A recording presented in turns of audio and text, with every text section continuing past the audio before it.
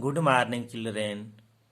आज हम लोग चैप्टर 19 मुहावरे और लोकोक्तियाँ पढ़ेंगे। लोकोक्तियाँ लोकोक्तियाँ में लोक जीवन की अभिव्यक्ति होती है। लोकोक्तियाँ में लोक जीवन की अभिव्यक्ति होती है। ये पूर्ण वाक्य होती है। लोकोक्तियाँ पूर्ण वाक्य होती है। इनके प्रयोग से भाषा में सरसता, सजीवता और रोचकता आती है। लोकोक्ति लोकोक्ति शब्द लोक तथा उक्ति शब्दों के मेल से बना है। लोकोक्ति शब्द लोक तथा उक्ति शब्दों के मेल से बना है। लोकोक्ति लोगों द्वारा कही गई बात को अभिव्यक्त करती है। लोकोक्ति लोगों द्वारा कही गई बात को व्यक्त करती है, जो मन पर विशेष प्रभाव डालती है। लोकोक्ति मन पर विशेष प्रभाव डालती है। लोकोक्ति को कहावत भी कहा जाता है। लोकोक्ति को कहावत भी कहा जाता है। इसका प्रयोग वाक्य के अंग के रूप में नहीं होता। इसका प्रयोग वाक्य के अंग के रूप में नहीं होता। प्रायः इसका प्रयोग वाक्य के अंत में स्वतंत्र रूप से किया जाता है। लोकोक्ति का प्रयोग वाक्य के अंत में स्वतंत्र रूप से होता है। देखिए, पहली लोकोक्ति है, आप भले तो जग भला। आप भले तो जग भला। इसका अर्थ है, अच्छे को सभी अच्छे लगते हैं। अच्छे को सभी अच्छे लगते हैं। रामू इतना ईमानदार तथा सरल है कि उसे सभी लोग सरल लगते हैं। कहते हैं ना, आप भला तो जग भला। दूसरा, अंधों में काना राजा। अंधों में काना राजा। इसका अर्थ है, गुणहीन लोगों में कम गुण वाला ही गुणवान माना जाता है। गुणहीन लोगों में कम गुण वाला ही गुणवान माना जाता है। अपने गांव में श्यामू ही केवल 10वीं पास है। वह तो अंधों में काना राजा है। अगला है, एक मछली सारे तालाब को गंदा कर देती है। एक मछली सारे तालाब को गंदा कर देती है। एक बुरा आदमी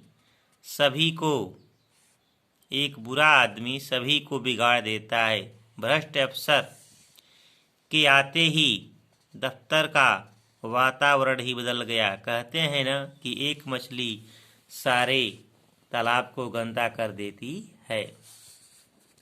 उल्टा चोर कोतवाल को डांटे। उल्टा चोर कोतवाल को डांटे। दोष अपना पर दूसरे को धमकाना। दोष अपना है लेकिन दूसरे को धमकाना। एक तो मेरी घड़ी तोड़ दी, ऊपर से मुझे ही आंखें दिखाते हो। वाह भाई। उल्टा चोर कोतवाल को डांटे। एक तो करेला दूजे नीम चढ़ा। एक तो करेला दूजे नीम चढ़ा। एक बुराई होने पर और बुरा हो जाना। एक बुराई होने पर और बुरा हो जाना। सूरज शराबी तो पहले से ही था, अब जुआ भी खेलना शुरू कर दिया। एक तो करेला ऊपर से नीम चढ़ा। जिसकी लाठी उसकी भैंस। जिसकी लाठी उसकी भैंस। इसका अर्थ है, ताकतवर की ही जीत होती है। जो ताकतवर है उसी की जीत होती है। पराग के पिताजी पुलिस अधिकारी हैं। वह अपने पिता के पद की शक्ति से सबसे काम करवा लेता है। सच ही कहा है, जिसकी लाठी उसकी भैंस। जो गरजते हैं वो बरसते नहीं। जो गरजते हैं वो बरसते नहीं। बोलने वाले ठोस काम नहीं करते। इसका अर्थ है बोलने वाले ठोस काम नहीं करते। सतीश केवल धमकी ही देता रहता है, कुछ करने की हिम्मत उसमें नहीं है। कहते हैं ना, जो गरजते हैं वो बरसते नहीं। आम के आम गुठलियों के दाम। आम के आम गुठलियों के दाम का अर्थ है दोहरा लाभ प्राप्त करना।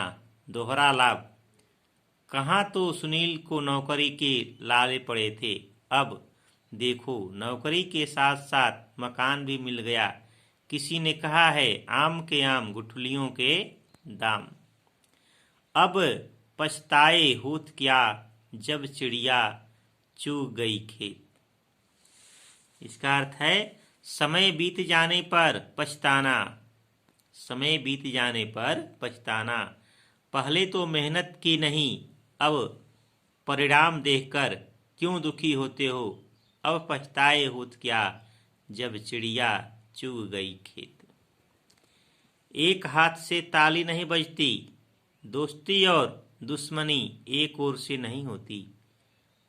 मैं मान ही नहीं सकता कि तुमने गलती नहीं की, दोनों की गलती होगी, क्योंकि ताली कभी एक हाथ से नहीं बजती। चोर की दाढ़ी में तिनका। चोर की दाढ़ी में तिनका।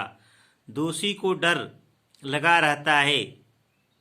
दोषी को डर लगा रहता है। भुवन किसी के पूछने से पहले ही अपनी सफाई दे रहा है। सच ही कहा है, चोर की दाढ़ी में तिनका। नाच न जाने आंगन टेढ़ा।